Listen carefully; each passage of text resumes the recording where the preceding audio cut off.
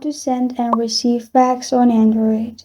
Hi everyone, I'm here to assist you today. Without any delay, let's jump right in. First, open Play Store on your device. After you've opened Play Store, search for Fax Burner. Then click on Fax app in here and install the app. Open the app, click on New Fax at the bottom left.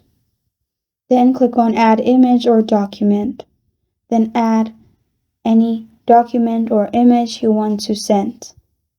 After you have added, press on Save, then enter recipient's number at the top. You can use the country code as you want. Type in the number and press on Send at the bottom. After you have pressed on Send, it will lead you to this kind of page. In here, simply click on Send Now at the bottom. After you've clicked on Send Now, you're good to go. And if you want to receive, click on Inbox at the bottom and click on Get Fax Number.